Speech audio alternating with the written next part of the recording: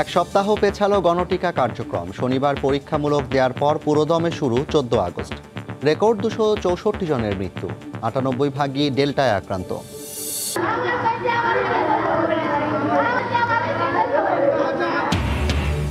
Dengue ঝুঁকিতে সবচেয়ে বেশি শিশুরা, সারা দেশে শনাক্ত 218 রোগী। এখনও নেই কাঙ্ক্ষিত সচেতনতা, অভিভাবকদের সতর্ক হওয়ার আহ্বান। 15 আগস্ট জাতির পিতা ও এদেশের মানুষের সঙ্গে চরম বিশ্বাসঘাতকতার দৃষ্টান্ত। শেখ কামালের জন্মবার্ষিকীতে প্রধানমন্ত্রী, 10 ব্যক্তি ও 2 প্রতিষ্ঠান পেল পুরস্কার। দেখছিলেন শিরোনাম। প্রবাসী সময়ের সঙ্গে আছি আমি জাফর সাদিক। প্রাণঘাতী করোনা ভাইরাসের সংক্রমণ আরও ঊর্ধ্বমুখী। বৃহস্পতিবার 24 ঘন্টায় সারা দেশে মারা গেছেন রেকর্ড 264 জন। সর্বোচ্চ ঢাকায় প্রাণহানি 87। এরপরই চট্টগ্রামে মারা গেছেন 56 জন। বেশিরভাগ রোগী শ্বাসকষ্টে ভুগছেন। শয্যা ও আইসিইউ সংকটে বেসামাল হাসপাতালগুলো। রিপোর্টার ও প্রতিনিধিদের পাঠানো তথ্য ছবিতে রিপোর্ট।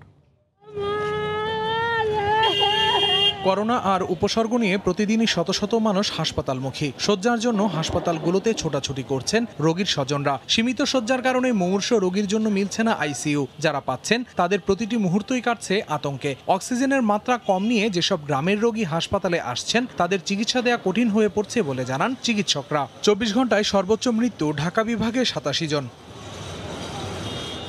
দ্বিতীয় সর্বোচ্চ মৃত্যু হয়েছে চট্টগ্রাম বিভাগে 56 জন। তাদের মধ্যে কুমিল্লায় 16, চট্টগ্রামে 11 এবং নোয়াখালী ও ব্রাহ্মণবাড়িয়ায় 7 জন করে। বেড পাওয়া যাচ্ছে না। আমাদেরটা রোগী এমনি বেড পাইছি, কিন্তু এমনি ঠিক আছে, ট্রিটমেন্ট চলতেছে ভালো ইনশাআল্লাহ। আইসিইউ পাওয়া যাবে না।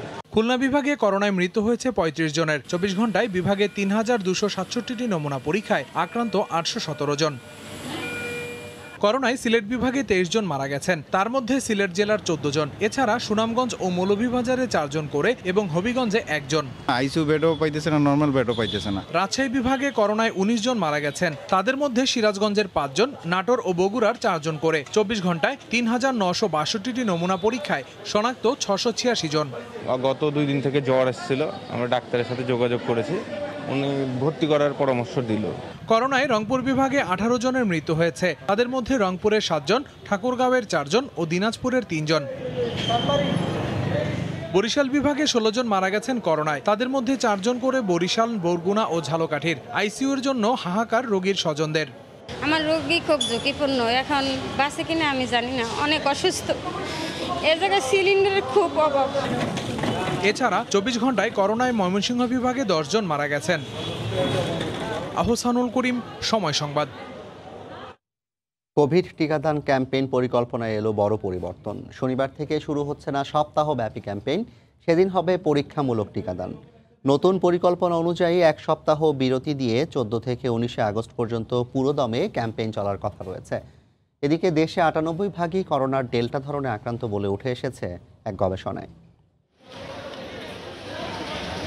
শেষ মুহূর্তে এসে বড় পরিবর্তন। প্রান্তিক পর্যায় সহ সব শ্রেণীর মানুষকে টিকার আওতায় আনতে কথা ছিল শনিবার থেকে সপ্তাহব্যাপী গণটিকাদান ক্যাম্পেইন শুরু। তবে 2 দিন আগেই পরিকল্পনায় কাটছাঁট। শনিবার চলবে কেবল পরীক্ষামূলকভাবে। নতুন পরিকল্পনা অনুযায়ী 14 থেকে 19 আগস্ট পর্যন্ত পুরোদমে টিকা ক্যাম্পেইন চালানোর ভাবনা। 7 তারিখে হবে। আপাতত আমরা একদিনই করব। এই প্ল্যানটা সবসময় ভাইব্রেন্ট। আমরা আমাদের সুবিধা মতন এটাকে বাড়াবো, কমাবো, এডিশন করব, সাবট্রাক্ট করব। এটা একদম অ্যাবসলিউট কোনো কিছু না। এগুলা যে বারবার পরিবর্তন আনা হচ্ছে, এটা কিন্তু ফ্রম দ্য আউটপুট অথবা ইনপুট অফ দ্য ফিল্ড। টিকার কম মজুত আর সংরক্ষণ জটিলতাও প্রভাব ফেলেছে ক্যাম্পেইন কার্যক্রমে পরিবর্তন আনা। 1 সপ্তাহে 1 কোটি মানুষকে টিকা দেওয়ার উচ্চাভিলাষী পরিকল্পনা থাকলেও বর্তমানে হাতে আছে কেবল মডার্নার 44 লাখ আর সিনোফার্মের 47 লাখ ডোজ। জাপান থেকে অ্যাস্ট্রাজেনিকার 16,43,000 টিকা আসলেও তা রাখা হয়েছে দ্বিতীয় ডোজের জন্য।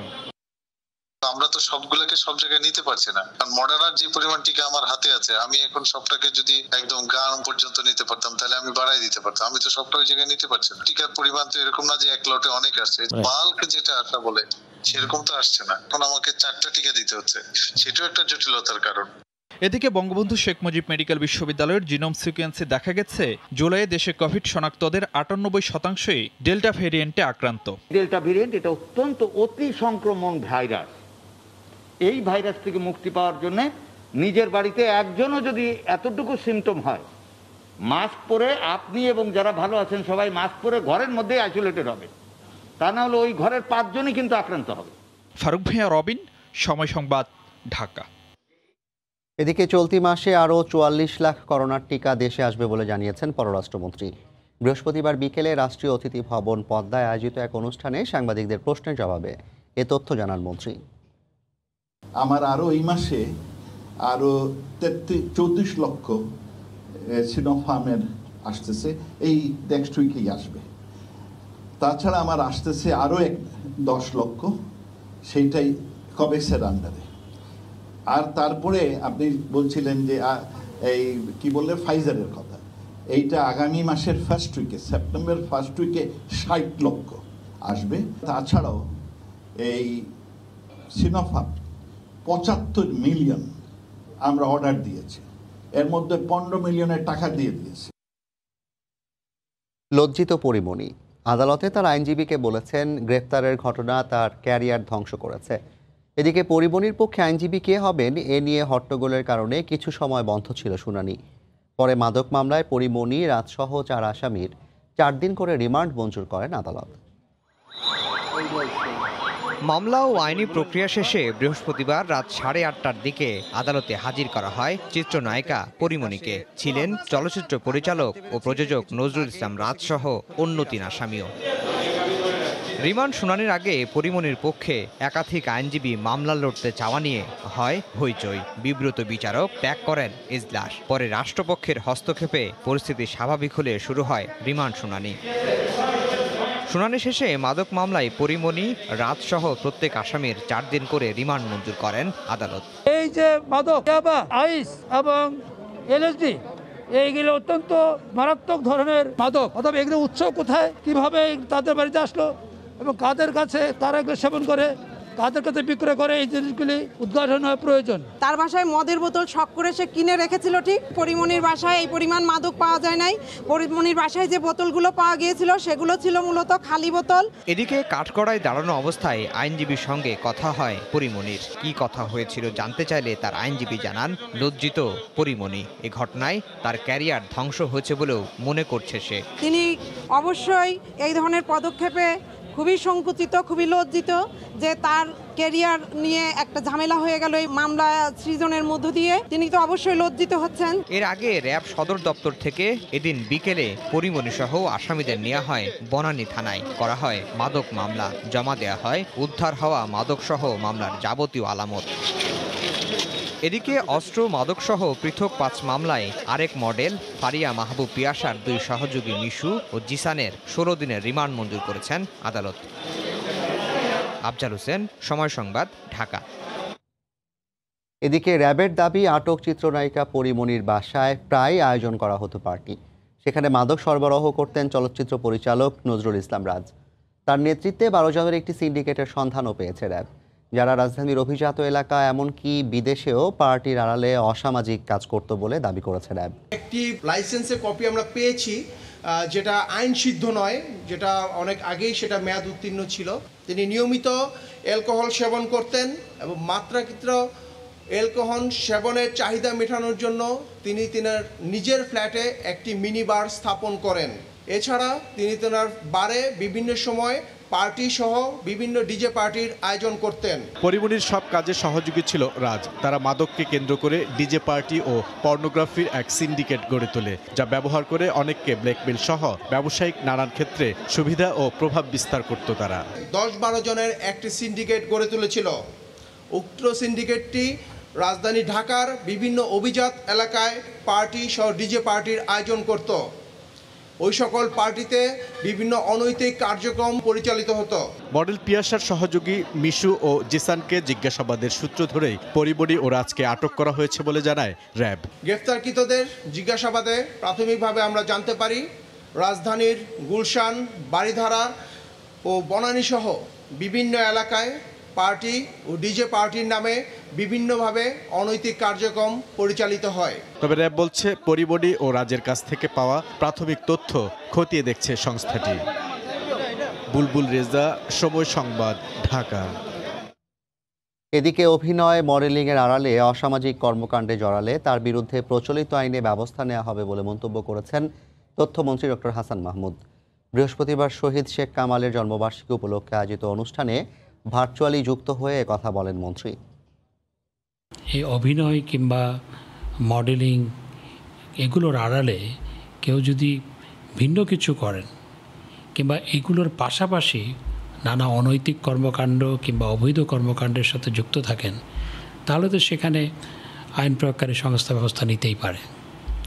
সুতরাং এই গ্রেপ্তারের প্রেক্ষিতে শিল্পাঙ্গনে কোনো বিরূপ প্রভাব পড়বে না।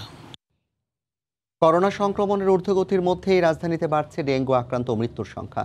বৃহস্পতিবারও 218 জন ডেঙ্গু রোগী শনাক্ত হয়েছেন। সবচেয়ে বেশি ঝুঁকিতে রয়েছে শিশুরা। তারপরও নেই কাঙ্ক্ষিত সচেতনতা। অভিভাবকদের সতর্ক হবার আহ্বান জানিয়েছেন উত্তরের মেয়র। 10 বছরের শাবাব হেরে গেছে এডিসের কাছে। সোমবার ডেঙ্গু নিয়ে ভর্তি হয় রাজধানীর একটি বেসরকারি হাসপাতালে। শত চেষ্টায় সাধ্যকার তাকে বেঁধে রাখে। বুধবার রাতেই মৃত্যুর কোলে ঢলে পড়ে শাবাব।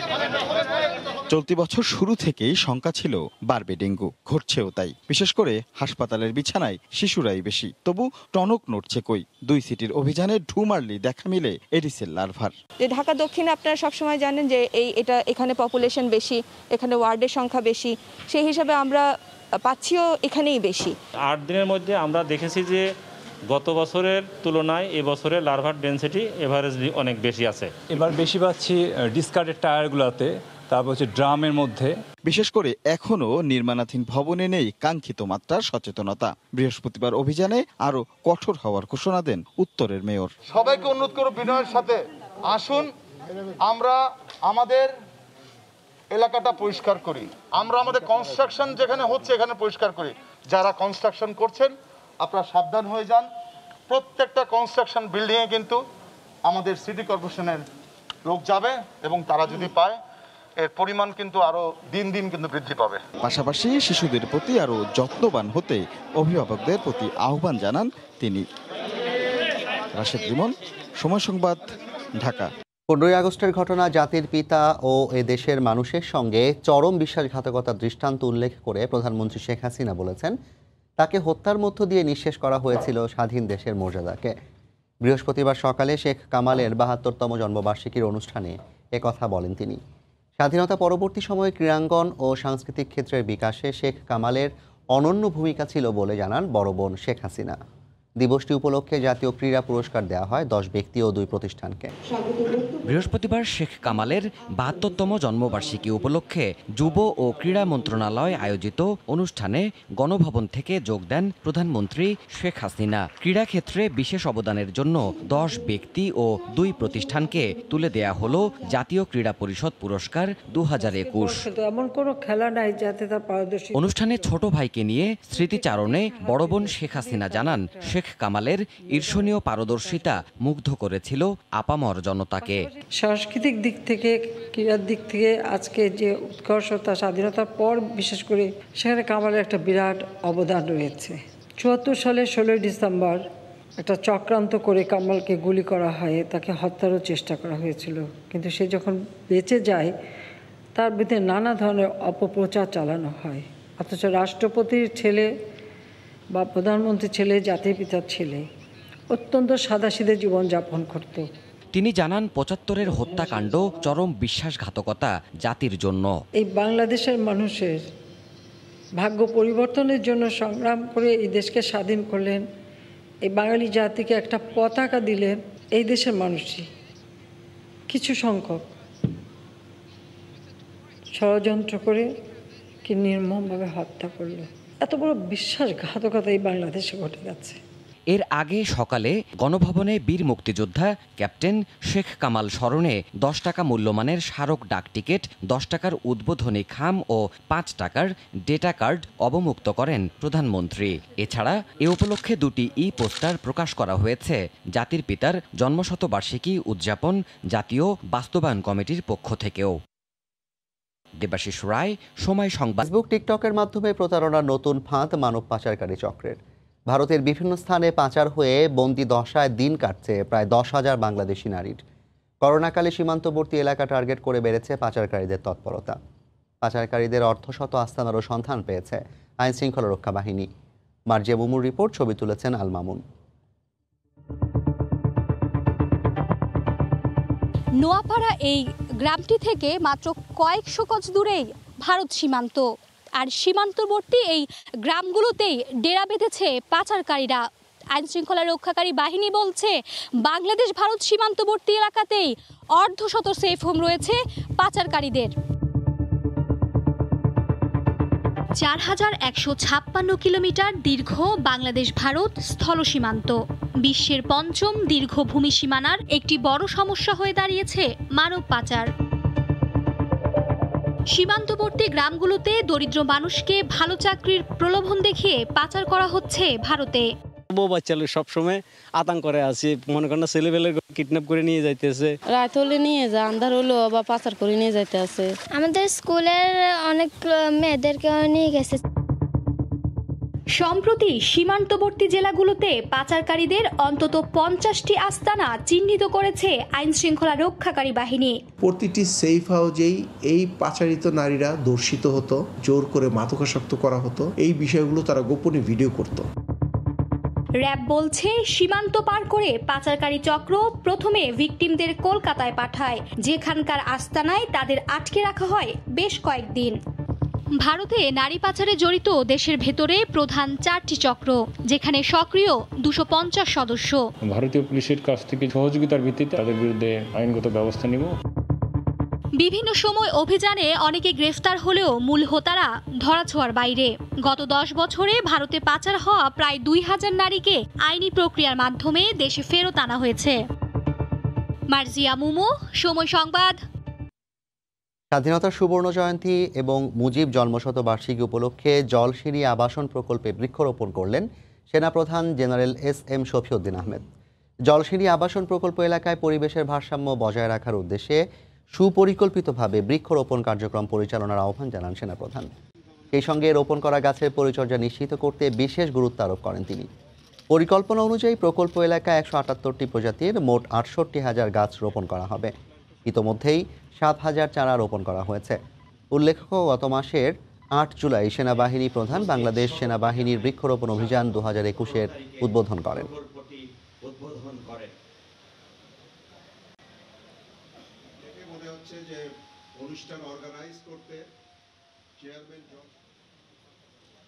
কিছু অংশ নষ্ট হবে, বাট বেশিরভাগ গাছ যদি বেঁচে থাকে তাহলে ভালো হবে। আমি আগেও যেটা বলেছি, এখনও বলছি, শুধু আমরা সৌন্দর্য বর্ধক গাছের ভিতরে সীমাবদ্ধ থাকবো না, আমরা ফল এবং ঔষধি গাছও আমরা লাগাতে হবে। আমি আজকে এই ফল না খেয়ে যেতে পারি, বাট কেউ না কেউ এই ফল অবশ্যই খাবে। এবং সবচেয়ে ইম্পর্টেন্ট হলো যে আমাদের ন্যাশনাল গ্রস প্রোডাকশনে এই জিনিসটা, এই উৎপাদনটা ডাইরেক্টলি যোগ হবে। সংযুক্ত আরব আমিরাতে প্রবেশের নিষেধাজ্ঞা তুলে নেওয়া নিয়ে বিভ্রান্তি তৈরি হয়েছে। দেশটির সিভিল এভিয়েশনের এক ঘোষণায় বাংলাদেশ সহ 11টি দেশের ওপর থেকে নিষেধাজ্ঞা তুলে নেওয়ার কথা বলা হলেও পরবর্তীতে আরেকটি প্রজ্ঞাপনে শুধুমাত্র 6টি দেশকে ট্রানজিট সুবিধা দেওয়ার কথা উল্লেখ করা হয়। এ নিয়ে রেসিডেন্স ভিসাধারীদের সংযুক্ত আরব আমিরাতে প্রবেশে আবারও অনিশ্চয়তা তৈরি হয়েছে। শিবলি আল সাদিকের রিপোর্ট। গত মঙ্গলবার বিকেলে সংযুক্ত আরব আমিরাতের সিভিল এভিয়েশন এক ঘোষণায় বাংলাদেশ সহ 11টি দেশের সঙ্গে শর্ত সাপেক্ষে ফ্লাইট চলাচলে নিষেধাজ্ঞা তুলে নেওয়ার কথা জানায়। এতে কিছুটা স্বস্তি ফিরে পান প্রবাসীরা। কিন্তু বুধবার আরেকটি প্রজ্ঞাপনের বরাতে দেশটির প্রভাবশালী গণমাধ্যম খালিজ টাইমস বাংলাদেশ সহ 7টি দেশকে শুধুমাত্র ট্রানজিট সুবিধা দেওয়ার খবর প্রকাশ করলে বিষয়টি নিয়ে বিভ্রান্তির সৃষ্টি হয়। প্রবাসী ও আটকে পড়া বাংলাদেশিদের মধ্যে তৈরি হয় অনিশ্চয়তা। বাংলাদেশে যারাই আসে আটকা পড়ে, তারা যেন সবাই এই ভ্যাকসিন দিয়ে যেন রেডি থাকে, কারণ কোনো লোক ভ্যাকসিন ছাড়া বাংলাদেশের থেকে আসতে পারবে না। আর ইউনাইটেড আরব আমিরাতে যারাই আছে তারাও যেন ভ্যাকসিন দিয়ে যেন বাংলাদেশে যায়, কারণ বাংলাদেশে ভ্যাকসিন না দিয়ে গেলে দেশের সমস্যা হবে এবং তারা পুনরায় আসতে পারবে না। কারণ ভ্যাকসিন এখন আমাদের সবচেয়ে চালিকা শক্তি হিসাবে দিতে হবে। দ্বিতীয় প্রজ্ঞাপনে নিষেধাজ্ঞা তুলে নেওয়া 11টি দেশের সাথে একটি দেশকে সংযুক্ত করে মোট 6টি করে 12টি দেশকে 2 ক্যাটাগরিতে ভাগ করা হয়। প্রথম ক্যাটাগরিতে ভারত, নেপাল, পাকিস্তান, শ্রীলঙ্কা, নাইজেরিয়া, উগান্ডার যাত্রীদের শর্ত সাপেক্ষে আমিরাতে প্রবেশের সুযোগ দেওয়া হয়েছে। দ্বিতীয় ক্যাটাগরিতে আফগানিস্তান, বাংলাদেশ, ইন্দোনেশিয়া, দক্ষিণ আফ্রিকা, ভিয়েতনাম, জাম্বিয়ার যাত্রীদের শুধুমাত্র ট্রানজিট সুবিধার কথা বলা হয়। 11টা দেশের অনুমতি নিয়েছে, কিন্তু আমরা আশা করব যে যারা বাংলাদেশে এখান থেকে বিভিন্ন ব্যবসায়ী কর্মজীবীরা আটকা পড়ে আছেন এবং যারা ভ্যাকসিন নিয়েছেন তাদের জন্য জরুরি ভিত্তিতে প্রথমেই তাদের আসার সুযোগ করে দেন। বাংলাদেশ ও আমিরাতের মধ্যকার কূটনৈতিক সম্পর্ক আরও দৃঢ় ও সুন্দর হবে এবং দেশে আটকা পড়া হাজার হাজার প্রবাসীর সমস্যা নিরসন হবে এবং অতি সত্বর তারা নিজ নিজ কর্মস্থলে ফিরে আসতে পারবেন। এই অবস্থায় বাংলাদেশে আটকা পড়া প্রবাসীদের সংযুক্ত আরব আমিরাত প্রবেশের পথ সুগম করার জন্য কূটনীতিক মিশনগুলোকে তৎপর হওয়ার আহ্বান জানান প্রবাসীরা। শিবলি আল সাদিক, সময় সংবাদ, সংযুক্ত আরব আমিরাত। কুয়েতে বিধিনিষেধ তুলে নেয় ধীরে ধীরে প্রাণ চাঞ্চল্য ফিরছে ব্যবসা বাণিজ্যে। বেচাকেনায় মন্দাভাব কেটে যাওয়ায় স্বস্তির নিঃশ্বাস ফেলছেন কুয়েত প্রবাসী বাংলাদেশি ব্যবসায়ীরা। শরীফ মোহাম্মদ মিজানুর রহমানের তথ্য ছবিতে রিপোর্ট। করোনা পরিস্থিতির উন্নতির কারণে দীর্ঘ 1.5 বছর পর লকডাউনের কবল থেকে রেহাই পেল কুয়েতবাসী। সকাল 9টা থেকে রাত 11টা পর্যন্ত ব্যবসা প্রতিষ্ঠান খুলে দেয়ায় স্বাভাবিক অবস্থা ফিরছে বাজারগুলোতে। আগের চেয়ে বেড়েছে বেচা কেনাও। ব্যবসায় চাঙ্গা ভাব ফেরায় স্থানীয়দের পাশাপাশি খুশি প্রবাসী বাংলাদেশিরাও। প্রবাসী ভাইদেরকে অনুরোধ জানাবো, কুয়েত সরকার যে সিদ্ধান্ত দেয় ওই সিদ্ধান্তটা যাতে মেনে নেয়, যে বিধিনিষেধ দিছে ওইভাবে যাতে আমরা চলতে পারি। সবাইকে আমি অনুরোধ করব কুয়েত সরকার নিয়ম অনুযায়ী যাতে সেই সম্মতভাবে আমরা মানে সামাজিক দূরত্ব বজায় রাখে আমরা যাতে চলতে পারি। লকডাউন উঠে যাওয়াতে আমাদের আলহামদুলিল্লাহ কাস্টমার আগের মতো হচ্ছে ইনশাল্লাহ। আপনাদের সবার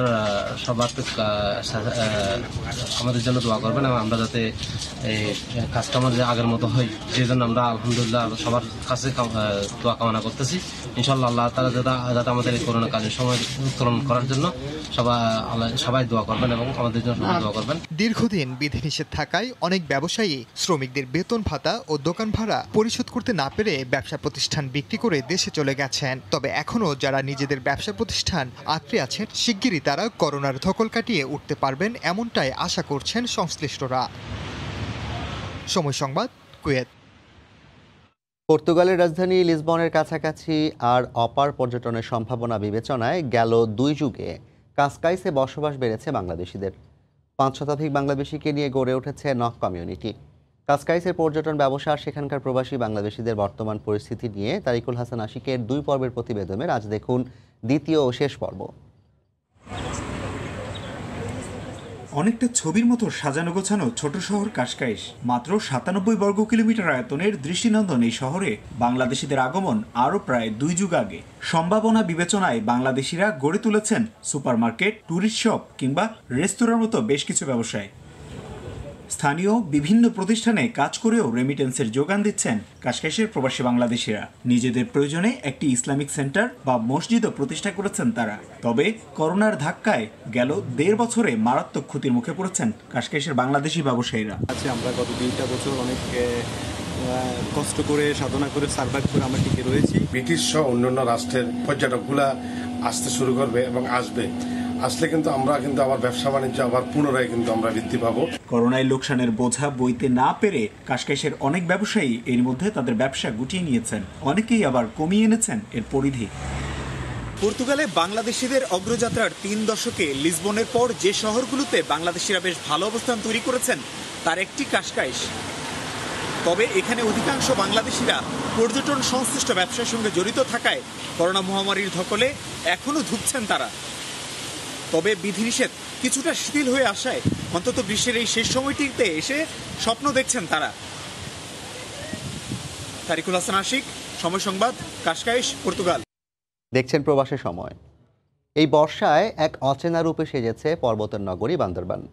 প্রতি মুহূর্তেই যেন নতুন রূপে ধরা দিচ্ছে এখানকার প্রতিটি পাহাড়ের চূড়া। কখনো মেঘের ভেলা ভেসে বেড়াচ্ছে, আবার কখনো নেমে আসছে বৃষ্টির ধারা, কখনো আবার রোদ। বান্দরবানের পাহাড়গুলোকে 2 চোখ ভরে উপভোগ করতে সেনাবাহিনী তৈরি করছে পর্যটন কেন্দ্র তমাতঙ্গি। সাক্ষাৎ ত্রিপুর ক্যামেরায় বিস্তারিত জানাচ্ছেন কমল দে। বান্দরবনের সুউচ্চ প্রতিটি পাহাড়ের চূড়ায় এখন ভেসে বেড়ানো মেঘের ভেলা। একটু মেঘ কেটে গেলে চোখের সামনে ভেসে ওঠে পাহাড়গুলো। শুধু যে পাহাড়ের চূড়া বললে অনেকটাই ভুল হবে। এখানকার রাস্তাগুলো কিছুক্ষণ পরপর ঢেকে যাচ্ছে মেঘের চাদরে। তবে দূরত্ব এবং অবস্থানগত কারণে সবগুলো পাহাড়ের সৌন্দর্য একসাথে উপভোগ করা অনেকটা দুরূহ।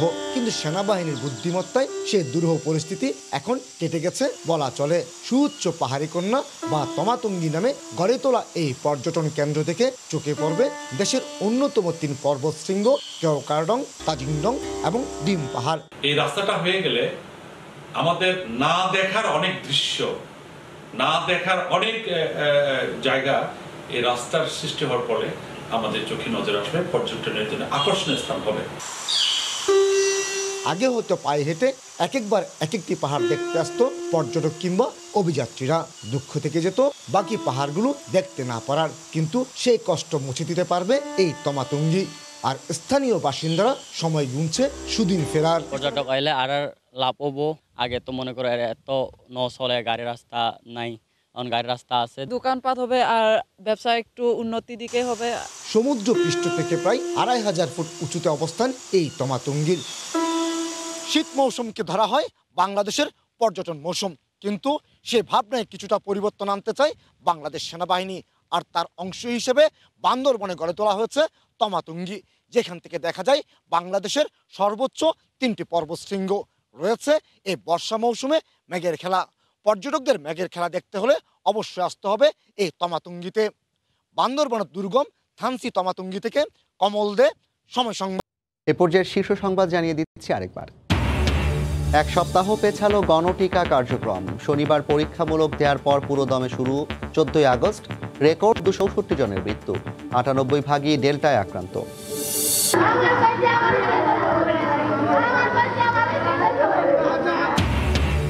ডেঙ্গু ঝুঁকিতে সবচেয়ে বেশি শিশুরা। সারা দেশে শনাক্ত 218 রোগী। এখনও এই কাঙ্ক্ষিত সচেতনতা। অভিভাবকদের সতর্ক হওয়ার আহ্বান। এই ছিল প্রবাসের সময়। সঙ্গে থাকুন সময়।